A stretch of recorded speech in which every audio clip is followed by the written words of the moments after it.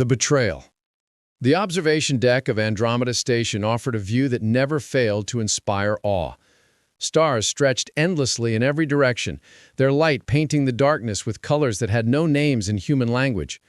Captain Marcus Reed stood before the massive viewport, hands clasped behind his back, watching as ships from across the galaxy arrive for what was being called the most important diplomatic gathering in recorded history. Marcus was a man who carried the weight of humanity's hopes without letting it show. At 52 years old, his dark hair had begun to silver at the temples, and the lines around his eyes told stories of both laughter and loss. He wore the crisp blue uniform of the Human Interstellar Alliance, its silver insignia catching the starlight. For 3 decades, he had served humanity's expansion into the cosmos, first as an explorer, then as a diplomat, and now as the chief representative to the Galactic Assembly. Behind him, the station hummed with activity. Andromeda Station was a marvel of cooperative engineering, built jointly by 7 species as a symbol of galactic unity. Its corridors stretched for miles, its domes housed artificial ecosystems from dozens of worlds, and its conference halls had witnessed the resolution of conflicts that might otherwise have ignited wars. Today, those halls would host the signing of the Unity Protocol, a treaty that promised to bind the major civilizations of the galaxy into an unprecedented alliance. Lieutenant Sarah Chen approached, her footsteps precise and measured. She was young for her rank, barely 30, but her skills in communications and intelligence analysis had made her invaluable to the diplomatic mission. Her black hair was pulled back in a regulation bun, and her sharp eyes missed nothing. "Captain Reed, the delegations are assembling. The ceremony begins in 2 hours." Marcus turned from the viewport, offering her a slight smile. "Are our people ready?" "As ready as we can be, sir.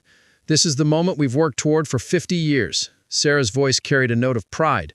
Since humanity had developed faster-than-light travel and encountered the Zynthian Empire at the edge of the Orion Arm, the species had fought for recognition, respect, and a seat at the galactic table. It had been a long, difficult journey filled with suspicion and setbacks, but humanity had persevered, offering their innovations freely, sharing their medical advances, and proving themselves worthy partners. The Zynthians were the first to extend true friendship.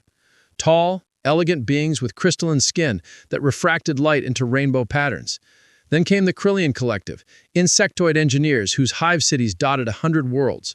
The Vorath, massive beings of living stone who moved slowly but thought deeply. The Selenary aquatic philosophers whose songs could be heard across star systems. And finally, the Terexans, shapeshifters who served as mediators and peacemakers.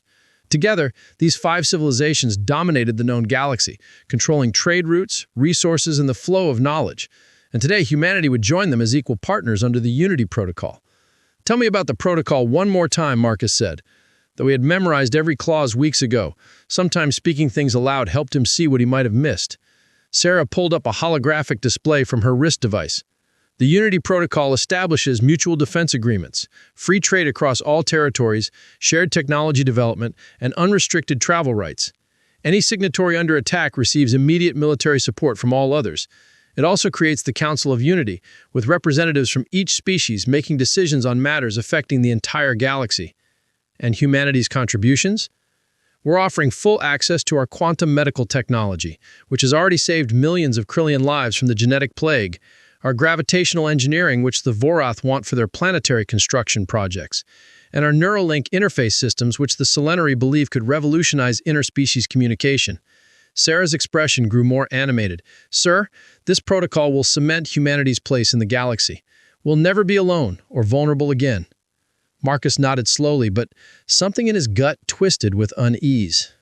It was the same instinct that had saved his life a dozen times during his years exploring uncharted space, the same feeling that had warned him of spatial anomalies before sensors detected them, of hostile encounters before weapons were drawn. His father had called it the Reed intuition. His mother had called it paranoia. Marcus just knew to listen to it. "Has there been any unusual communication traffic?" he asked. Sarah blinked, surprised by the question. "Define unusual, sir." "Encrypted channels, private meetings between delegations, anything that feels off." The young lieutenant considered for a moment. "Actually, yes. Over the past week, I've noticed increased encrypted traffic between the Zynthian flagship and the other delegations. But that's normal for diplomatic preparations, isn't it? They're probably coordinating ceremony details."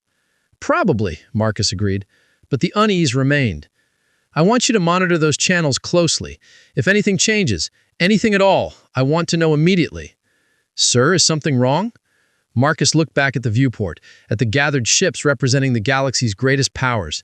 The Xinthian dreadnought, Eclipse of Unity, hung at the center, its crystalline hull glowing with internal light.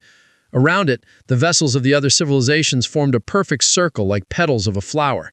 It was beautiful, symbolic, and possibly too perfect. I hope not, he said quietly. I truly hope not. The next 2 hours passed in a blur of final preparations. The human delegation, 30 strong, gathered in their assigned quarters. They were scientists, engineers, cultural liaisons, and military advisors, each chosen for their expertise and their ability to represent the best of humanity. Marcus addressed them briefly, reminding them of the significance of this moment and the generations of effort that had led them here. But even as he spoke words of hope and celebration, that nagging instinct grew stronger. Sarah found him in his private office 30 minutes before the ceremony. Her face was pale, her hands shaking slightly as she carried a data tablet. "Captain, you need to see this."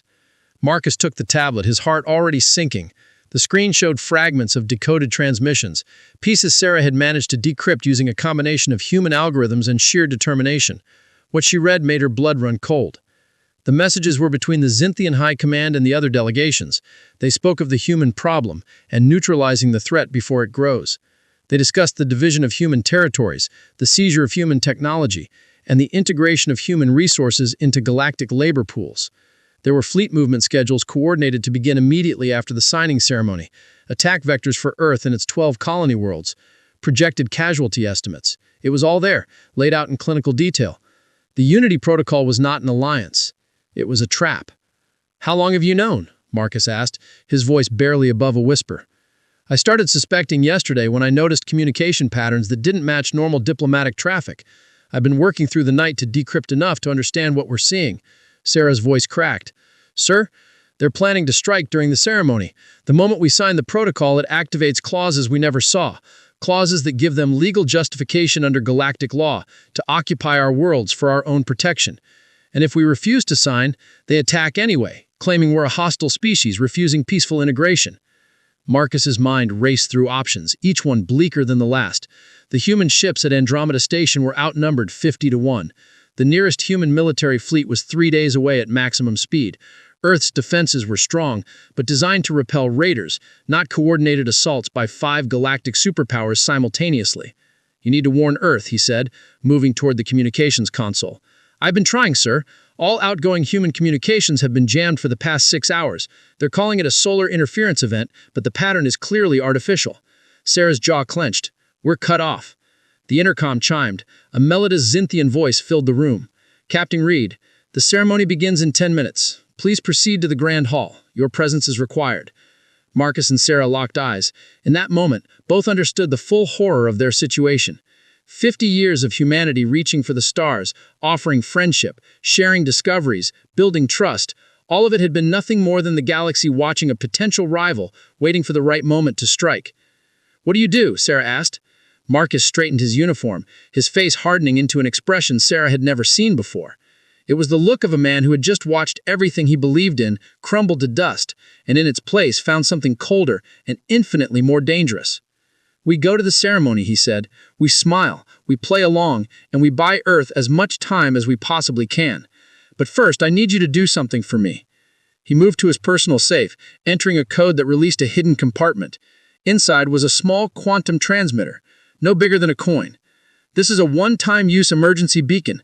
It bypasses normal communication protocols entirely, quantum entangled directly with Earth Defense Command. I was given it 10 years ago and told to use it only if humanity faced extinction-level danger." Sarah took the device with reverent care. "Where do I activate it?" "Reactor section, sublevel 9. The radiation there will mask the transmission spike. Send everything we've discovered, every scrap of intelligence you've decoded, then destroy the device and get back here. Humanity needs to know what's coming. This may be the last message they receive before the attack begins." Sarah nodded and disappeared into the corridor, moving with practiced efficiency. Marcus took a deep breath, composing himself, burying the rage and betrayal deep beneath a diplomatic mask. Then he left his office and walked toward the Grand Hall, where the trap waited to be sprung. The Grand Hall of Andromeda Station was an architectural wonder, a massive sphere with transparent walls that made it seem as though you were floating in space itself. Thousands of seats rose in tiers around a central platform where the Unity Protocol would be signed. Representatives from hundreds of species filled those seats, come to witness what was being called the dawn of a new galactic age. Marcus entered from found the other delegations already assembled on the central platform. The Xinthian Prime Minister Zarathek stood at the center, her crystalline form catching and scattering light in dazzling patterns. Beside her, the Krillian Hive Queen rested on a specialized platform, her multiple limbs folded in what might be a gesture of peace. The Vorath Elder, a being of living stone nearly 12 feet tall, stood motionless as a mountain. The Selenary speaker floated in a tank of oxygenated water, its bioluminescent patterns pulsing gently. And the Terran ambassador, currently in a form resembling a slender humanoid with features that shifted subtly moment to moment, watched Marcus with unreadable eyes. "Captain Reed," Zarathek said, her voice like wind chimes, "we are honored you could join us.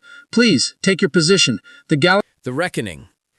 Earth's Orbital Defense Command Center was buried 3 miles beneath the Rocky Mountains, a fortress designed to survive anything the universe could throw at it. Admiral Victoria Cross stood in the war room, her eyes fixed on the holographic display that dominated the center of the chamber. She was 60 years old, with iron-gray hair cut military short and eyes that had seen 3 colonial wars and 2 first-contact situations that had nearly turned violent. Nothing in her 4 decades of service had prepared her for what she was watching now. The display showed the galaxy in miniature, with human territories marked in blue and alien civilizations in various other colors.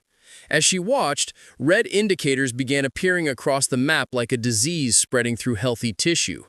Attack fleets converging on human colonies, communications being jammed, the carefully constructed peace of 50 years dissolving in minutes.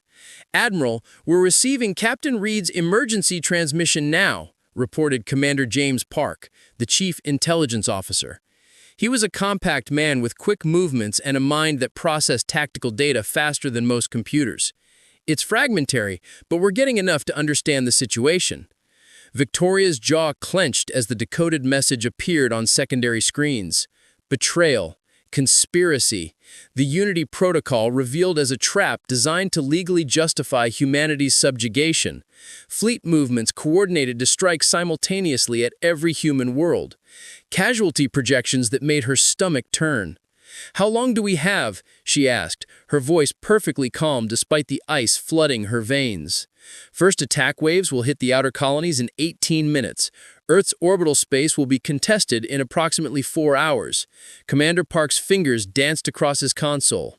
"Admiral, we're outnumbered across every front. Current projections give us 72 hours before complete collapse of all defensive positions." Victoria turned to face the assembled officers of Earth Defense Command, 20 men and women who represented the best strategic minds humanity had produced, all of them now looking to her for answers she wasn't sure she had. The weight of 8 billion lives on Earth and another 2 billion scattered across 12 colony worlds pressed down on her like a physical force. 72 hours, she repeated softly. Then her expression hardened into something that made even veteran officers shift uncomfortably. "Then we have 72 hours to show them why you never corner a desperate species. Commander Park, execute Protocol Titan. Authorization Cross Omega 77 Alpha." Silence fell across the war room. Protocol Titan was a myth, a rumor, something whispered about in classified briefings but never confirmed. Park's hands hesitated over his console. "Admiral, are you certain?" "Execute the protocol, Commander, now." Park entered the authorization codes, his face pale. Around the war room, security doors sealed with heavy thunks. Biometric scanners confirmed the identity of every person present. And deep beneath them, in vaults that appear on no official records, systems that had waited in darkness for 20 years began to wake. The main holographic display flickered and changed. New markers appeared across the map, hundreds of them, in positions that should have been empty space. Hidden shipyards in asteroid fields, weapons platforms disguised as mining operations, entire fleets concealed using technology that bent light and sensor waves around them like water flowing past a stone. "My God," breathed Colonel Sarah Mitchell, the tactical operations chief. "How long has this been here?" Victoria's expression didn't change. Since the beginning. Since the very first day we met the Xinthians and realized how far behind them we were technologically. Since the moment we understood that kindness and cooperation might not be enough to ensure our survival, she walked to the display, reaching out to manipulate the holographic markers. We spent 50 years playing the role they expected, the friendly newcomers, eager to learn, willing to share, grateful for guidance. And while we played that role, we prepared for this day. Every trade mission carried hidden sensor arrays. Every cultural exchange included intelligence operatives. Every diplomatic negotiation bought us time to position our pieces. Commander Park pulled up detailed schematics. The Titan fleet consists of 300 warships built in secret across 17 hidden construction facilities. Each vessel incorporates technology reverse-engineered from alien systems and improved using human ingenuity. We also have quantum disruptors capable of destabilizing enemy shields, electromagnetic pulse weapons that can disable entire fleets, and kinetic bombardment satellites positioned in high orbit around every major alien world. "You're talking about weapons aimed at civilian populations?" Colonel Mitchell said, her voice tight. "I'm talking about deterrence," Victoria corrected, "and leverage. We're not going to become the monsters they think we are, but they need to believe we could be. They need to understand that destroying us will cost them everything they've built." She turned to face her officers directly. "I want one thing clear before we proceed. Our goal is not genocide or conquest. Our goal is survival and the re-establishment of honest relations, this time from a position of strength rather than vulnerability. We will hit them hard enough to make them pause, precise enough to show we're not out of control, and strategic enough to force them to negotiate on our terms." "And Captain Reed?" asked Commander Park. "He and the delegation are trapped on Andromeda Station with hostile forces closing in." Victoria's eyes glinted. "Then we go get them. And we send a message while we're at it." The plan came together with practiced efficiency of officers who had drilled for this scenario 1,000 times in classified simulations. Task Force Redemption would jump to Andromeda Station using humanity's newest faster-than-light technology, a quantum slip drive that made traditional hyperspace routes look like walking compared to teleportation. Simultaneously, defensive fleets would activate around every human colony, revealing capabilities that would shock alien intelligence services. And across the galaxy, in 57 key locations, human sleeper agents would execute simultaneous operations designed to cripple enemy coordination. "Launch authorization confirmed," Park announced. "Task Force Redemption is away." On the display, blue markers began moving with impossible speed toward Andromeda Station. Admiral Victoria Cross allowed herself a thin smile. The aliens had spent 50 years underestimating humanity. That mistake was about to cost them everything. In the depths of space, Task Force Redemption emerged from quantum slip space like sharks materializing in blood-filled water. 15 warships, each one a masterpiece of human engineering refined by decades of secretly studying alien technology and finding ways to surpass it. They appeared directly between Andromeda Station and the alien attack fleet that had been moving to secure it, their sudden presence sending every enemy sensor into screaming alerts. Captain Jennifer Torres commanded the task force from the bridge of the HMS Retribution, humanity's first true dreadnought. She was 45, with dark skin, closely cropped hair, and a reputation for aggressive tactics that had earned her both commendations and reprimands over her career. Today, aggression was exactly what the situation required. "All ships, battle formation anvil, weapons free on my mark." Her voice carried the calm of someone who had trained for this moment her entire life. Around the Retribution, the task force ships moved into a formation that would maximize their firing solutions while minimizing exposure to return fire. The alien fleet was already reacting, but they were reacting to an enemy they thought they understood. The Zynthian command ship sent a hailing frequency, its crystalline voice filled with surprised indignation. "Human vessels, you are in violation of galactic military protocols. Stand down immediately or face destruction." Torres smiled without humor. "This is Captain Torres of the Human Defense Force. You attacked our people unprovoked. You betrayed peace in favor of conquest. And now you're going to learn why predators don't corner prey that might be more dangerous than they appear. All ships, fire." The Retribution's main cannon, a weapon that focused gravitational forces into a beam of compressed spacetime, spoke for the first time in combat. The effect was devastating. The Zynthian command ship's shields collapsed as if they were paper in a hurricane. The hull beneath buckled and tore. Secondary explosions rippled through the massive vessel as systems designed to withstand conventional weapons failed catastrophically against forces they had never been engineered to resist. The other human ships opened fire simultaneously. Quantum disruptors played havoc with alien shield harmonics, forcing them to collapse inward. Electromagnetic pulse weapons disabled targeting systems and communications arrays. And kinetic railguns, simple technology refined to deadly perfection, punched through armor that had been considered impenetrable.